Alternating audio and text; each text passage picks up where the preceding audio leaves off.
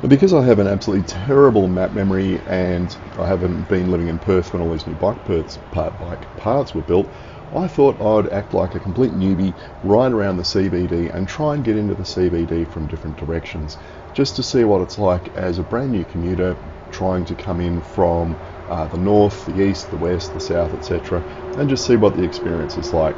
How easy is it for me to, on day one, to spot where the path is going and where I should be going. So the first thing I did is I rode right around the river and went to where the Graham Farmer freeway comes in, and I acted as if I was coming down from the north, and I wanted to try and get into the city from there. I'm at the east end of the city and I'm wondering whether that path that goes up there is going to take me up to the CBD or not. I have no clue because, as usual, there is no signage anywhere around here telling me where that goes.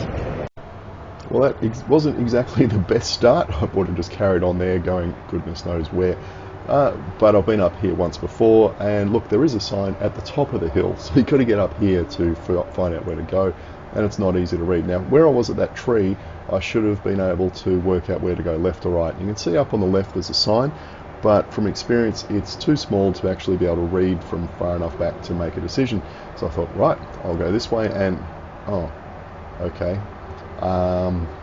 Where the hell are we, and where are we supposed to be going? Because that was a bike path. Okay, there's a green arrow or green symbol that way. I'll go this way. It's got red pavement, and no, that doesn't really look like somewhere where I should be going across there. There's no signage, there's no symbology on the road. Don't know, do a U-turn, go back, let's try again. Back to this spot. Okay, I saw a ramp over there. Where does this take me? I'll go up here and have a look, and trucks going around the corner, nothing on the other side. Again, do a U-turn, go back. I mean, there was someone cycling up there. I hope they weren't following me, thinking I knew where I was going. So let's just wait here and go across. And there wasn't a cyclist going this way. There's red asphalt. It kind of looked promising, but no, it wasn't. It was a bust. So my first attempt getting in from that direction, complete wipeout, absolute disaster. After that, there was nothing else to do but to go back to this bridge and have a go at going over the bridge and see where that took me. And it's a nice big bridge over the railway line and the freeway. It's fairly large. We don't have to see all of it, but it's not a bad commute. And then there's just a long cycle path as usual along the railway line, you know, with some shared zones where you have to watch out you don't run into people coming out of the train station, etc.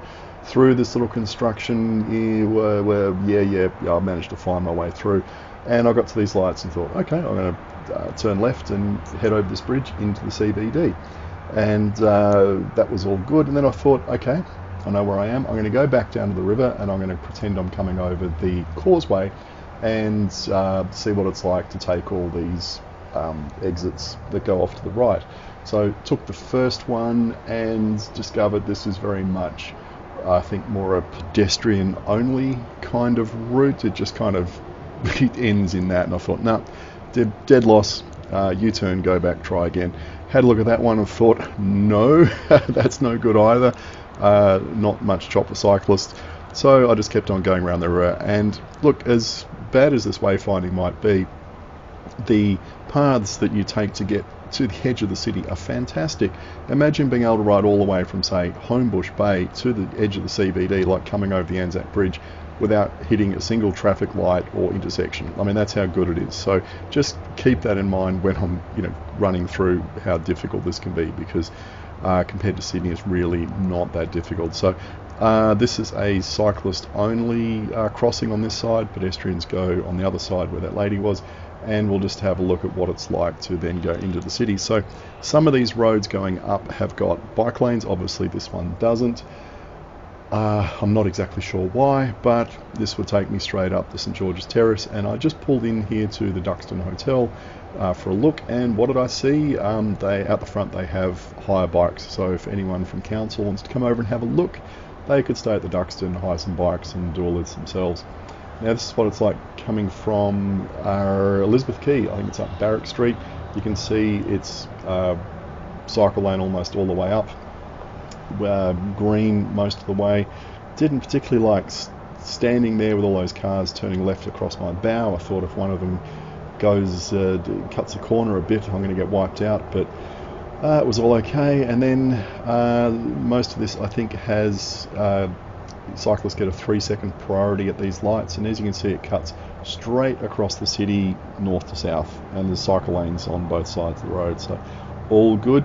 And this is going to take me back to where I can cross over the railway line to get over to Northbridge, and I'll have to do another one on another day where I go over to the north and then try and come in from the north.